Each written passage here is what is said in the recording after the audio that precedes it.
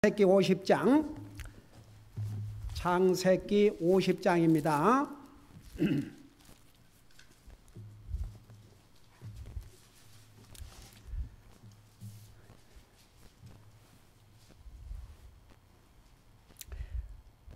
우리 창세기 50장 1절에서 3절까지 우리 같이 읽겠습니다. 시작.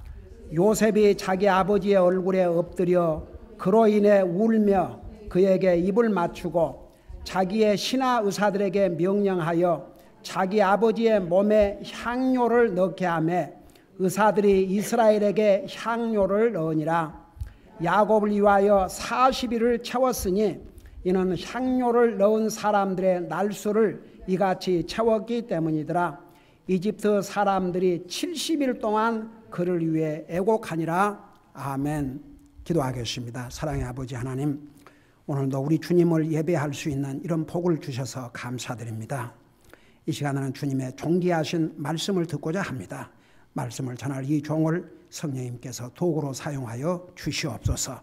감사합니다. 사랑합니다. 예수님의 이름으로 감사 기도드리옵나이다. 아멘. 앉으시기 바랍니다.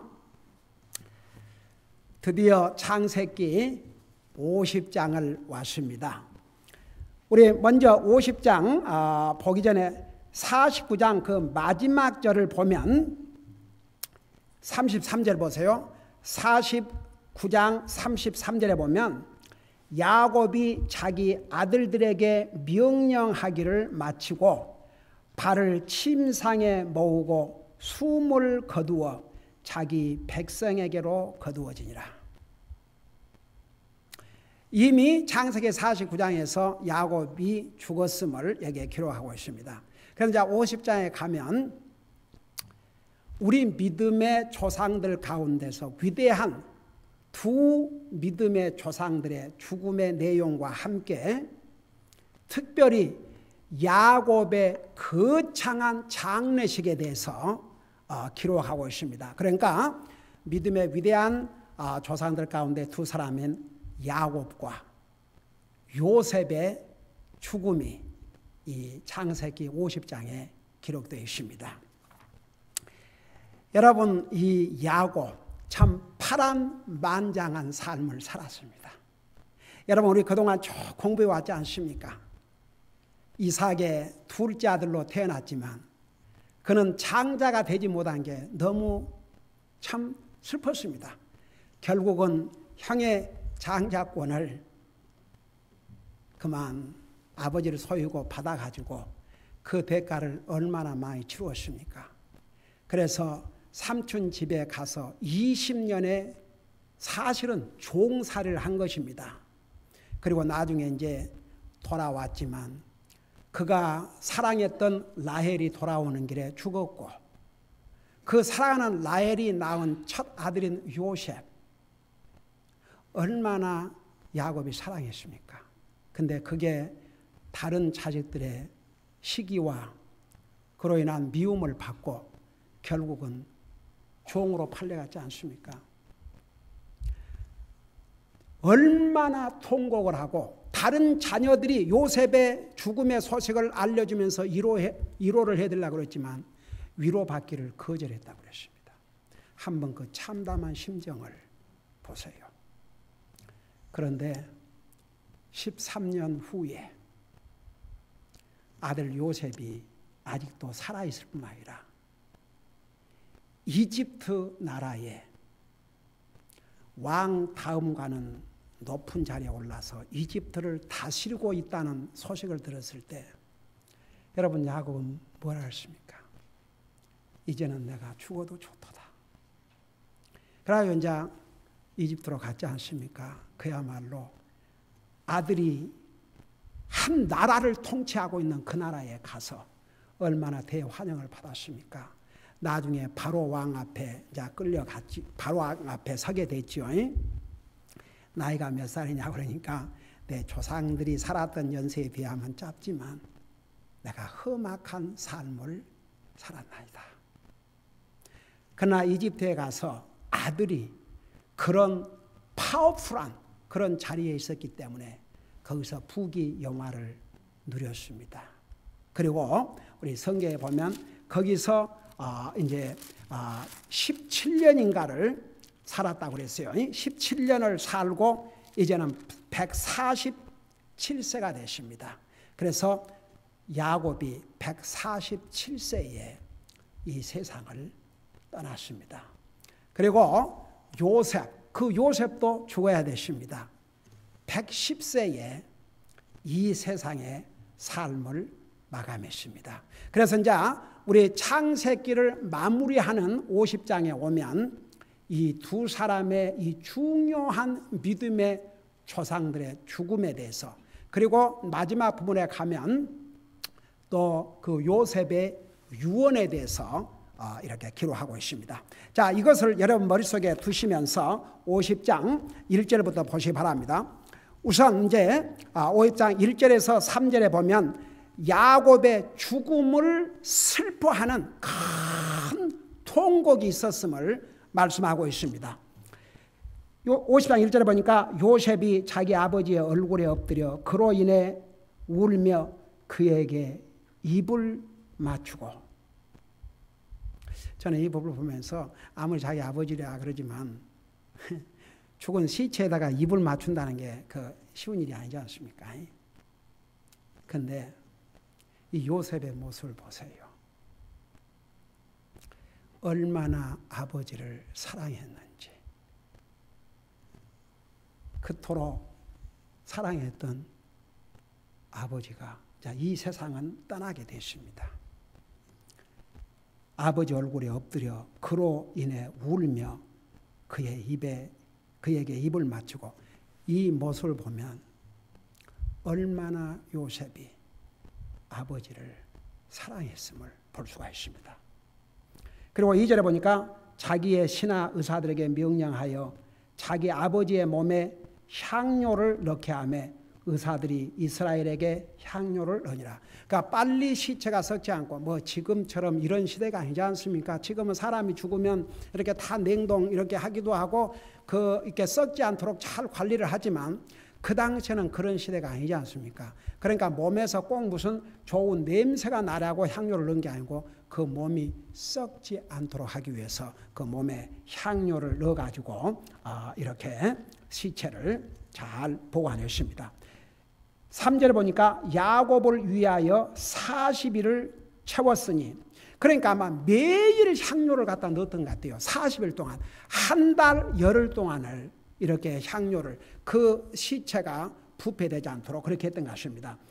그래서 이 향료를 넣은 사람들이 날수를 이가지 채우겠답니다. 그러고 나서 이집트 사람들이, 잘 보세요, 요셉과 그의 가족이 아니고 그렇게 기록하지 않고 여기에 누가 70일 동안 통곡했다고 그랬습니까?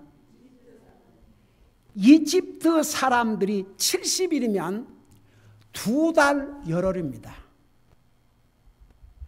70일 동안을 애곡했다고 그랬습니다.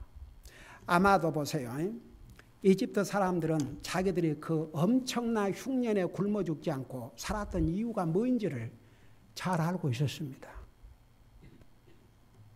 요셉의 지혜로운 통치가 아니었더라면 다 죽었을 뻔했습니다. 근데 그 위대한 자기들을 죽음의 기근에서 살려낸 이 지혜로운 통치자 요셉의 아버지가 죽었습니다. 여러분, 여기에 70일을 애곡했다고 기록하는 거 보면 형식적으로 3일 아이고 이것이 아니었던 것 같아요. 2달 열흘 동안을 그의 아버지의 죽음을 슬퍼했습니다. 그 다음에 4절 보세요. 그를 위해 애곡하는 날들인가, 이제 4절부터 13절까지는 이 야곱의 장례식이 나오는데 정말 인류 역사에 아마도 가장 크고 화려한 장례식이 아니었나 싶어요. 한번 보세요, 내용을. 4절에 그를 위해 애곡하는 날들이 지나매 요셉이 파라오의 집에 말하 이르되 이제 내가 너희 눈에 은혜를 입었거든 청하건대 파라오의 귀에 고하여 이르기를 내 아버지가 나로 하여금 맹세하게 하여 이르되 보라 내가 죽으니 너는 내가 가나안 땅에 나를 위해 파둔 내 무덤에 나를 묻으라 하였나이다. 그러므로 이제 원하건대 내가 올라가서 내 아버지를 묻게 하소서. 내가 다시 오리이다 하라 하였더니. 자 보세요. 야곱은 하나님께서 아브라함과 이삭 자기 자손들에게 약속하신 가나안 땅에서 죽은 게 아니고 자기가 나그네로 살던 이방 땅에서 죽었습니다. 이집트는 잠시 나그네로 머무는 땅이지 하나님께서 아브라함과 이삭과 또 야곱에게 약속한 땅이 아닙니다. 그러니까 야곱이 자기 아들에게 당부를 했습니다. 결국 이곳에서 우리가 부귀 영화를 누리고 있지만 이것이 우리에게 영원한 하나님께서 약속하신 가나안 땅이 아니다. 하나님께서 약속하신 땅은 바로 가나안 땅이다. 그렇기 때문에 내 시체를 반드시 가나안 땅에 가서 묻으라. 이 당부를 했습니다. 그러니까 이 사실을 요셉이 자기 신하들을 통해서 바로 왕에게 알렸습니다. 자, 6절을 보세요. 파라오가 이르되 그가 내게 맹세하게 한 대로 올라가서 내 아버지를 묻으라 하니라. 그러니까 바로 왕이 기꺼이 허락을 했습니다. 7절을 보세요. 요셉이 자기 아버지를 묻으러 올라가니 그 다음에 잘 보세요. 자, 요셉이 당연히 자기 아버지를 장례하기 위해서 이제 모시고 올라가는데 그를 따라간 사람들을 보세요. 파라오의 몇 신하들과 그랬어요? 모든 신하들이라고 그랬어요. 모든 신하들과 바로 왕은 안 갔겠지만 바로의 모든 신하들과 그 다음에 보세요. 파라오의 집 장로들과 그러니까 바로 궁에서 바울이 아니고 바로 이 바로 왕을 조언하고 이런 그 리더들 이 사람들 그 다음에 이집트 땅의 모든 장로들 그러니까 보세요. 한마디로 말해서 바로 궁에서 바로 왕을 조언하고 한 이 사람들뿐만 아니라 이집트에서 리더격에 있는 사람들은 다 요셉과 함께 그 장례식에 참여를 하고 가나안 땅에 묻으러 가는데 같이 동행을 했습니다. 한번 그 행렬을 생각해 보세요. 그 다음에 보세요. 8절에 요셉의 온 집과 여러분 야곱이 요셉을 만나기 위해서 이집트 땅에 갔을 때 야곱의 그때 당시 온 가족이 몇 명이었습니까? 70명이었죠. 지금은 얼마나 많은 가족이 늘어났겠습니까? 그래서 요셉의 온 집과 그의 형제들과 그의 아버지 집이 다 그와 함께 올라가고 그들의 어린 것들과 양떼와 소떼만 고센 땅에 남아 있었으며 보세요. 이제 그 야곱의 그 후손들 어린 아이들 짐승만 거기 있고 다 따라 올라가십니다. 그 다음에 9절을 보세요.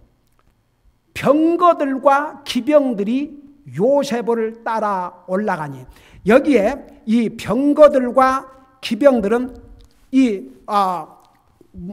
병거 이것도 한국말로 더 쉬운 말이지. 수레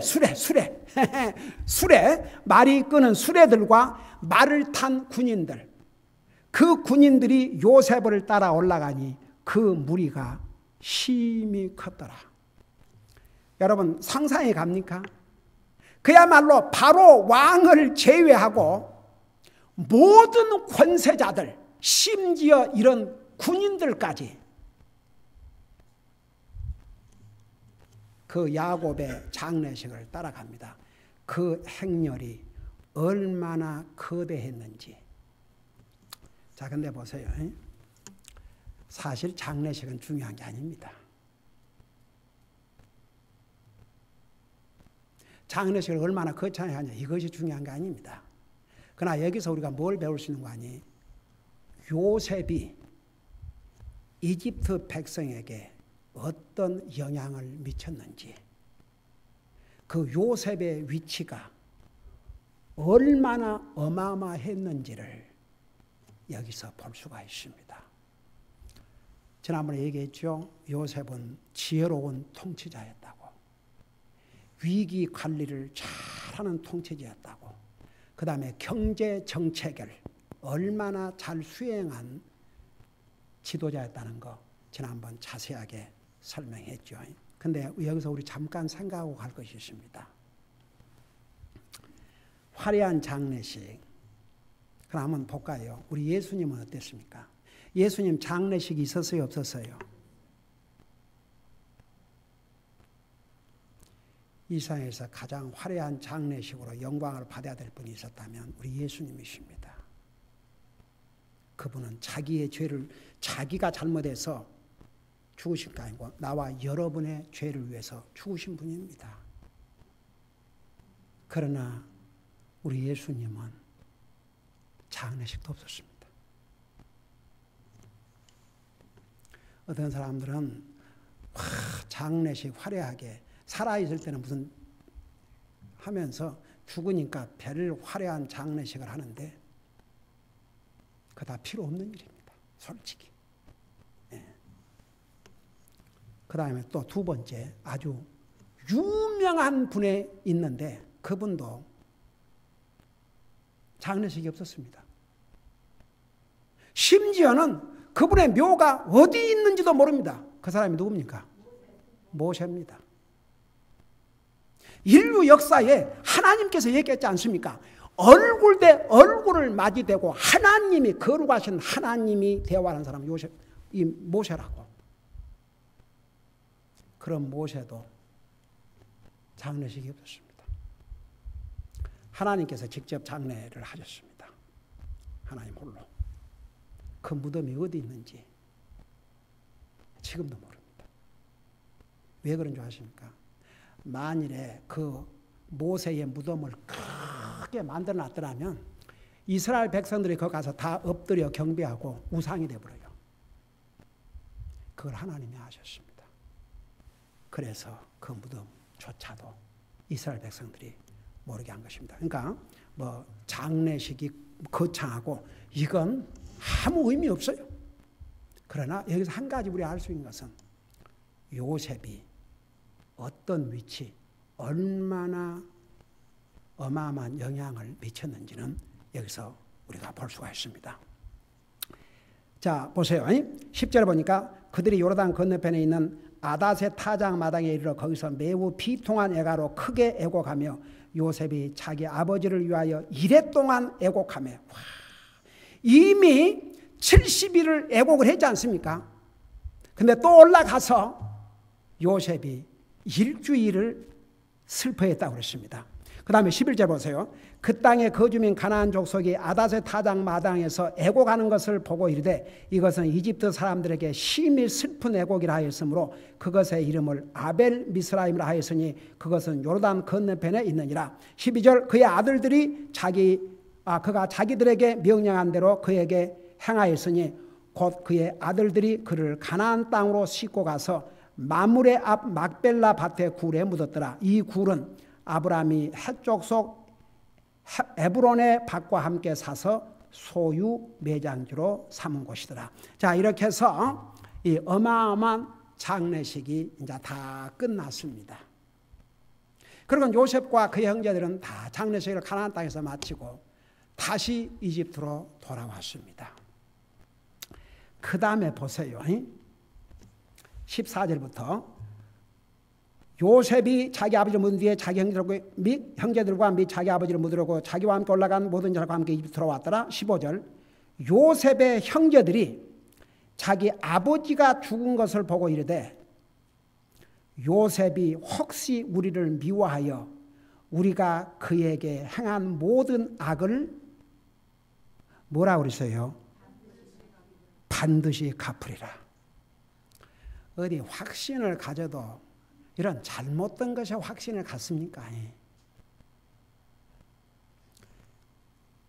이제 이 형제들이 아버지 장례식을 다 마치고 이집트로 돌아왔는데 그들에게 두려움이 왔습니다. 그러니까 죄를 안 짓고 사는 거 좋아요. 다 같이. 죄를 지었으면 얼른 고백하고 할 수만 있으면 죄를 안 지려고 노력하는 거 좋습니다. 근데 이 형제들은 너무나 잔인한 짓을 했습니다. 세상에 그래도 같은 아버지의 피를 받은 그 형제를 시기할 수 있지요. 그러면 처음에 어떻게 하려고 했습니까? 처음에 계획이 뭐였어요? 죽이려고 했지 않습니까? 그래서 결국 유다가 형제의 피를 흘려서 우리에게 무슨 유익이 있느냐? 차라리 팔자 그랬죠. 그러니까 얼마나 잔인하고 못됐습니까? 그러니까 자기 형제들을 자기 형제들이 죽여버리려고 그랬죠. 그들의 잘못된 마음을 자기들이 알아요, 몰라요? 자기들 알았어요. 그러니까 아버지가 세상을 딱 떠나니까 이제 두려움이 오는 거예요. 그러면서 뭐라 하십니까? 이제 요셉이 반드시 우리에게 복수할 것이다. 아이고, 요셉이 자기 같은 줄 알고. 근데 사람들은요, 항상 자기 관점에서 사람을 봐요. 자기가 못된 마음을 갖고 있으면 저 사람도 못된 마음을 가질 것이다. 근데 성경에 보면 요셉은 자기 형제들을 용서했어요, 안 했어요? 근데도 이 형제들은 너무나 못된 짓을 했기 때문에 이제 요셉이 우리를 죽일 것이다. 그래가지고 보세요. 16절 보세요. 요셉에게 사자를 보내 이르되 당신의 아버지가 돌아가시기 전에 명령하여 말씀하시기를. 돌아가신 아버지 이제 핑계를 대는 거예요. 아버지께서 이렇게 말씀하셨다. 17절에 너희는 이같이 요셉에게 말하라. 내 형들이 내게 악을 행하였은즉 이제 원하건대 내 형들의 범법 곧 그들의 죄를 용서하라 하셨나니 이제 원하건대 당신 아버지 하나님의 종들의 범법을 용서하소서 하매 그들이 그에게 말할 때에 요셉이 뭐라 그랬어요? 여기서 요셉의 아름다운 모습을 볼 수 있죠. 그러니까 형들은 감히 요셉에 가지도 못하고 사람을 보내서 아버지가 세상을 떠나기 전에 이렇게 당부를 했다고 보냈습니다. 근데 요셉이 그 말을 듣고 울었습니다. 여기서 요셉의 하트를 볼 수가 있습니다. 18절을 보세요. 또한 그의 형들이 가서 이제 이렇게 사람들을 보내서 그 소식만 전한 게 아니고 이제 그 다음에는 그 형들이 직접 요셉에게로 갔습니다. 직접 가서 보세요. 요셉의 얼굴 앞에 엎드려. 자, 육신적으로는 요셉의 형들이 아니에요. 형들이지만 요셉의 앞에 가가지고 완전히 엎드렸습니다. 여러분, 옛날에 요셉의 꿈에 자기 형들이 자기 앞에 엎드려 절하는 거 하나님께서 꿈을 통해서 보여주셨어요? 안 보여주셨어요? 옛날에는 그냥 요셉이 이집트의 무서운 통치자인 줄 알고 그 권력 앞에 무릎을 꿇었지만 지금은 어때요? 자기 동생인 걸 알면서도 형들이 스스로 와서 그 앞에 엎드리고 무릎을 꿇었습니다. 그러면서 그 형들이 뭐라는 줄 아세요? 우리는 당신의 종이니이다. 그 형들이 요셉에게 우리는 당신의 종입니다. 아주 낮아질 대로 낮아졌습니다. 여러분, 사람은요, 자기를 낮추고 살아야 됩니다. 항상 하나님께서는 겸손한 자에게 은혜를 베푸시고 교만한 자를 물리친다고 그랬습니다. 그 형들이 자기를 낮출 만큼 낮추고 이제 요셉 자기 동생 앞에 엎드렸습니다. 그리고 우리는 당신의 종입니다 그랬습니다. 19절 이 요셉의 리스판드를 보세요. 요셉의 응답을 보세요. 요셉이 그들에게 이르되 두려워하지 마소서. 지금 사실 요셉의 형들이 가장 지금 힘든 것이 뭐였습니까? 바로 두려워하고 있었거든요. 동생 요셉이 이제 자기들에게 복수하고 자기들을 죽일까 봐서 두려워하고 있었어요. 그 마음을 누구보다도 잘 아는 요셉이 형들에게 뭐라 하십니까? 두려워하지 마소서. 그리고 뭐라 하십니까? 내가 하나님을 대신하리이까. 그러면서 2절을 보세요.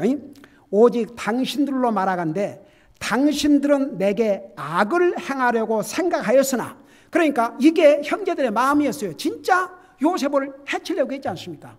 그 요셉이 그들의 잘못된 마음을 알고 있었습니다. 그러지만 오히려 하나님은 그 일이 선이 되도록 계획하사 이날과 같이 많은 사람을 살려 구원하게 하셨나니, 그러므로 이제 당신들은 두려워하지 마소서. 내가 당신들과 당신들의 어린 것들을 부양하리이다 하고 그들을 위로하며 그들에게 친절히 말하였더라. 여러분, 지금 요셉의 두려움에 떨고 있는 형제들은 이 이상 바랄 것이 없습니다. 요셉이 뭐라 하십니까? 두려워하지 마십시오. 형들은 나에게 악을 행하려고 했지만 하나님은 이걸 선으로 바꿔서 많은 사람을 구원하기 위해서 나를 보내신 겁니다. 그러니까 형들이 한 게 아니고 다 하나님이 이런 계획을 위해서 나를 보내셨습니다. 자, 한번 생각해보면, 그러면서 내가 당신들과 당신의 어린 것들을 부양하리이다. 내가 변함없이 형제들과 형제들의 자손들을 내게 살리겠습니다. 여러분, 두려워하지 마십시오. 내가 당신과 당신의 자손들을 먹여 살리겠습니다. 이 이상 무슨 말이 필요합니까? 그러면서 도리어 그들을 위로하며 그들에게 친절히 말하였더라. 이것이 바로 위대한 요셉의 인격입니다. 자, 그리고 나서 22절부터 이제 마지막 절에 보면 요셉의 이 위대한 믿음의 조상 요셉의 죽음과 그의 유언이 기록되어 있습니다. 그것으로 이제 창세기가 끝이 납니다. 22절에 보니까 요셉이 곧 그와 그의 아버지 집이 이집트에 거하였고 요셉이 110년을 살았으며 에브라임의 자손을 3대까지 보았고 므낫세의 아들 마길의 아이들도 요셉의 무릎 위에서 자랐더라. 그러니까 물론 요셉이 자기 아버지의 연세와 할아버지의 연세에는 못 미쳤지만 그래도 110세라는 나이 장수하고 이제 세상 떠났는데 24절을 보세요. 요셉이 자기 형제들이 이르되 나는 죽으나 하나님께서 반드시 너희를 찾아오사 너희를 이 땅에서 데리고 나와 아브람과 이삭과 야곱에게 맹세하신 땅에 이르게 하시리라 하고, 이게 믿음입니다. 아직은 지금 이집트 땅에 삽니다. 언제까지 살지는 모릅니다. 그러나 보세요. 죽기 전에 살아있는 형제들과 그의 후손들에게 하나님께서 반드시 이곳을 찾아오신다. 그래서 이 땅에서 인도해서 하나님이 약속하신 가나안 땅으로 인도해 주신다. 그걸 유언으로 남겼습니다. 미리 하나님의 약속을 이렇게 리마인드, 상기시켜 주면서 죽기 전에 유언으로 하나님이 반드시 찾아오신다. 그 약속을 결코 잊지 말라고 얘기했습니다.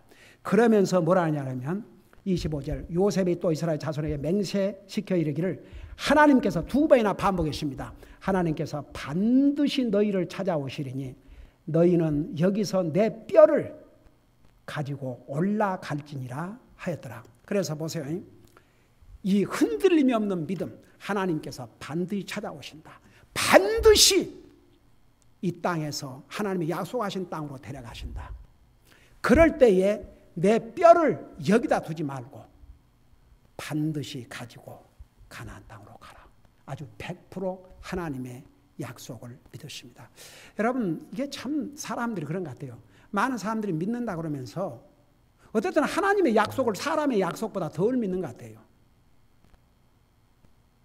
만일에 사람이 어려운 가운데 있는데 내가 도와줄 테니까 걱정하지 마세요. 그 말보다는 하나님께서 환난 날에 나를 부르짖으라. 내가 응답하리라. 내 필요를 내가 공급해 주리라. 그 약속보다도 사람의 말을 더 믿고 살 때가 있는 것 같아요. 하나님 믿는 사람들도. 근데 우리는 하나님께서 항상 사람을 도구로 사용하시지만 항상 우리는 어디에다 초점을 맞추냐면 하나님만이 나를 도와주실 수 있다. 이렇게 믿고 살아야 됩니다. 다 같이. 하나님의 이 약속을 믿고 살아야 됩니다. 여러분 사실 우리가 믿고 살 대상은 하나님밖에 없습니다. 가족도 아니고 돈도 아니고 권세도 아니고 부귀 영화도 아니고 그 어느 것도 아닙니다. 여러분 시편에 뭐라 하십니까? 우리의 생명이 위급할 때 돈으로 우리 생명을 살릴 수 있습니까? 부귀 영화로 우리를 살릴 수 있습니까? 할 수 없습니다. 그럼에도 불구하고 하나님을 믿는 사람들 중에서도요, 하나님 외에 다른 것을 더 의지하고 살 때가 있거든요. 여러분, 요셉은 이런 권력을 누리면서도 한 번도 자기의 이 권력이 영원하다는 걸 믿지 않았습니다. 그리고 자기 백성들이 영원히 그 땅에서 살 것이라고 생각하지 않았습니다. 하나님께서 반드시 찾아오셔서 이 땅에서 가나안 땅으로 옮길 걸 믿으십니다. 여러분, 나와 여러분이 살고 있는 이 땅 영원한 땅이 아닙니다. 우리는 잠깐 나그네로 사는 땅입니다. 여러분 정말 그거 실감하고 사세요. 네.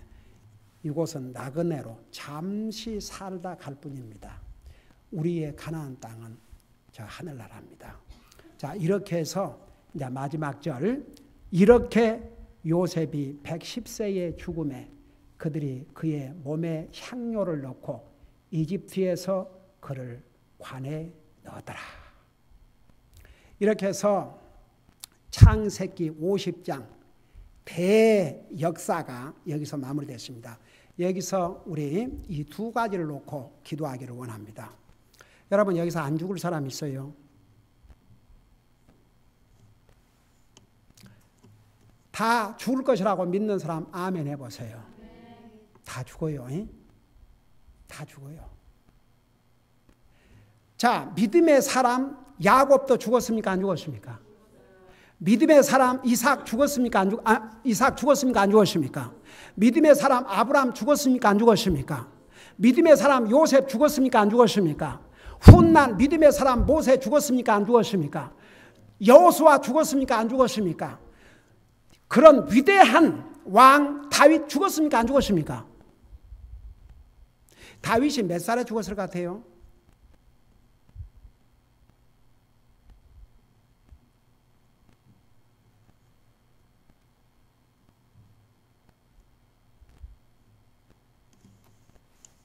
다윗이 몇 살에 죽었을 것 같아요?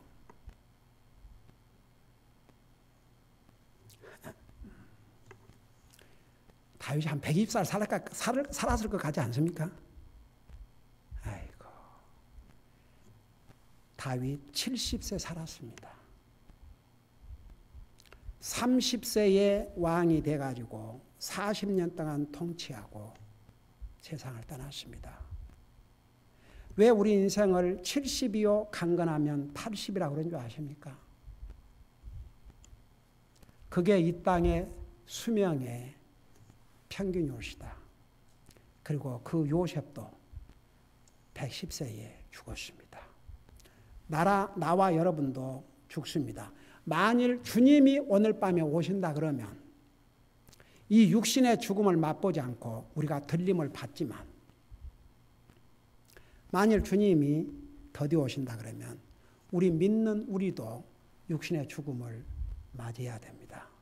여러분, 히브리서 9장 27절에 한 번 죽는 것은 죄가 아니지요. 그 후에는 심판이 있다고 그랬습니다.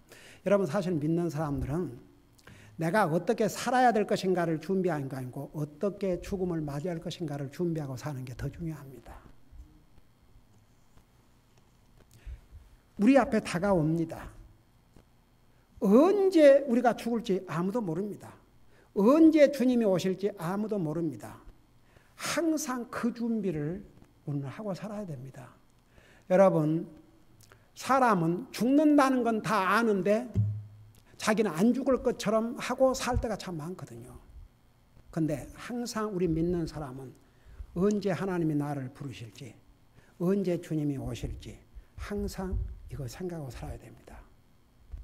내가 오늘이라도 주님이 오신다 그러면 내가 정말 주님 앞에 설 때의 내 모습이 어떨 것인가. 그런 걸 항상 생각하고 살아야 됩니다. 우리는 구원받은 하나님의 자녀이기 때문에 하늘나라 가지만 우리가 이 땅에서 어떻게 주님을 섬기다가 왔는지는 로마서 14장에 뭐라 하십니까? 각인이 하나님과 계산을 한다고 그랬습니다.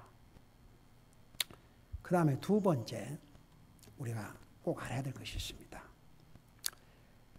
요셉의 형제들이 아버지가 딱 죽고 나니까 진짜 두려웠습니다.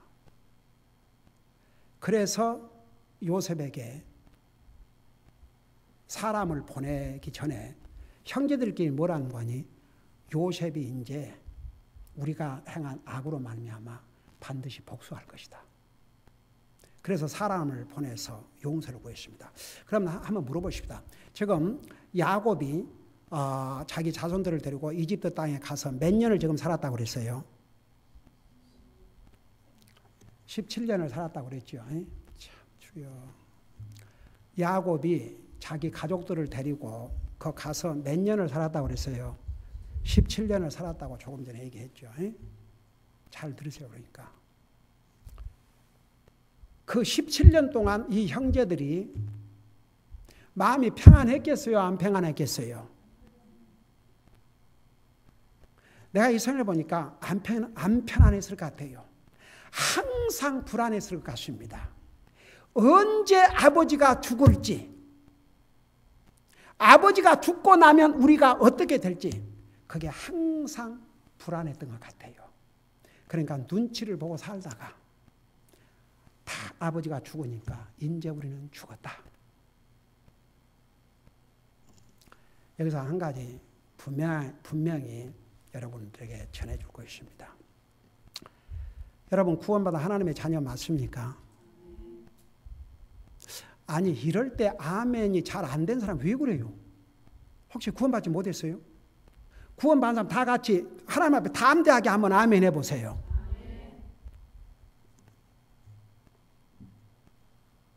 여러분이 예수님을 이제 믿고 받을 때 예수님이 왜 죽었다고 믿었어요? 나의 죄를. 다 같이 따라해 보세요. 나의 죄를. 다 같이 너희도. 나의 죄를. 예수님이 나와 여러분의 죄를 위해서 십자가에 죽으셨어요. 우리 죄 용서 받았어요? 못 받았어요? 용서 받았습니다. 사실은 요셉 편에서는 이 형제들을 완전히 용서했습니까? 안 했습니까? 완전히 용서했습니다. 근데 이 형들은 요셉의 용서를 믿었어요? 안 믿었어요? 안 믿었어요. 그러니까 불안했죠. 나중에 이제 요셉이 다시 한번 확인해 주셨죠. 여러분이 진짜 구원받은 하나님의 자녀라면 여러분 죄를 용서받았습니다. 다 같이. 그 용서는 완전한 용서고 영원한 용서입니다. 사람의 용서는 아니 요셉도 사람이지만 완전히 용서해 줬거든요. 근데 사람의 용서는 상황에 따라서 달라요. 용서해 줬다가 못 해줬다가. 근데 하나님께서 내가 예수님을 영접하고 구원받는 순간에 우리 죄를 용서해 준 것은 나의 과거와 현재와 미래의 죄를 다 용서해 주신 것입니다. 여러분 믿습니까? 한 가지 우리가 알아야 될 것은 그러면 하나님께서 내 죄를 다 용서해 주셨으니까 죄를 지어도 좋다. 그런 의미 아닙니다. 다 같이. 그 대신 죄를 지면 바로 여러분 고백을 해야 됩니다. 하나님께서는 다 용서해 주셨지만 여러분이 고백을 안 하면 그 마음에 길티, 죄책감과 두려움이 있겠어요? 없겠어요?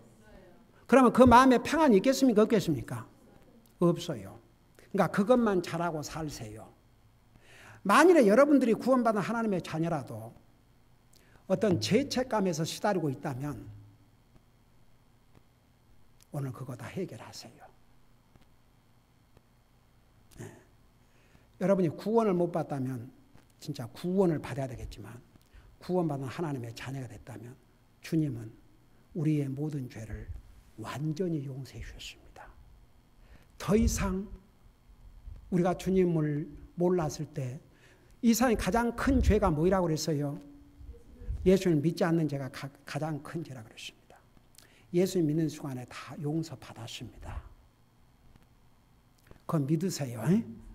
네, 믿으세요. 그렇게 해서 다 용서를 받았지만 우리가 부지불식간에 하나님 앞에 잘못했을 때 왜 우리가 주님 앞에 고백을 해야 되는 줄 아십니까? 그걸 안 하면 우리 마음에 평화가 없습니다. 그리고 죄책감에 살게 됩니다. 사탄은 그것을 노립니다. 그러면서 도리어 하나님부터 멀어지게 됩니다. 그러지 마세요.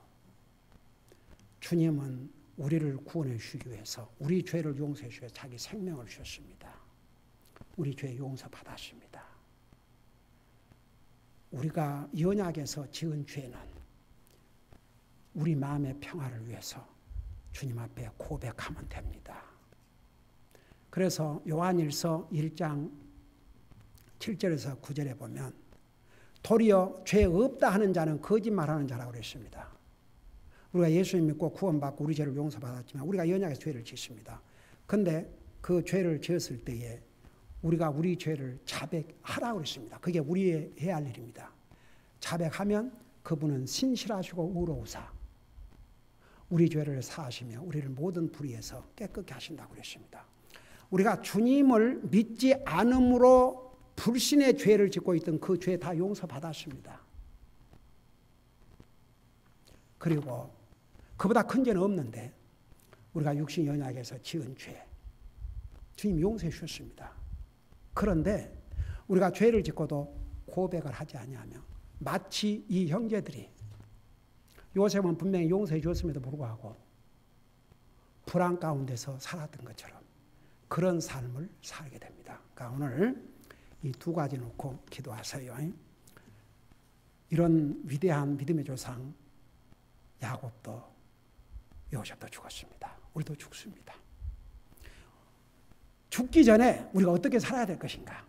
지금까지 우리의 삶을 돌아보면서 내가 주님을 만날 때 어떤 모습으로 만나야 될 것인가? 그거 생각하면서 기도하시고 두 번째, 아직도 여러분의 마음속에 고백하지 못한 죄가 있다면 그 고백하시고 이미 고백한 죄는 하나님께서 깨끗이 없애주셨다는 거 그거 생각하고 여러분의 마음속에 주님이 주신 참된 평안을 누릴 수 있어야 됩니다. 오늘 이 두 가지 제목을 가지고 기도하겠습니다. 기도하십시오.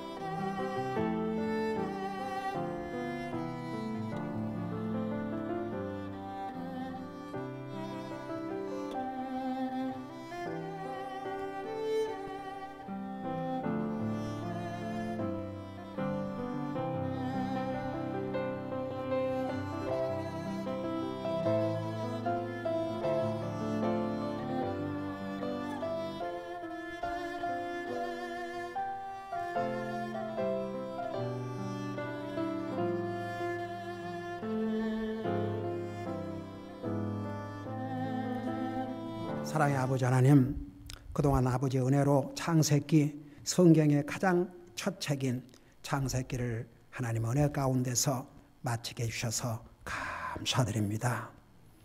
그 위대한 믿음의 조상 야곱도 요셉도 이 땅에서의 삶을 이렇게 마감했습니다. 우리도 언젠가는 죽는다는 이 사실 잊지 말게 하시고 우리에게 생명을 주시는 동안 우리 주님을 항상 예배하고 섬기는 삶이 우리 삶의 우선순위가 되는 삶을 살게 하여 주시옵소서. 우리는 주님을 영접한 순간 우리의 모든 죄를 용서받았습니다. 그럼에도 불구하고 우리가 이 땅에 살면서 알게 모르게 죄를 짓고 살 때가 있습니다.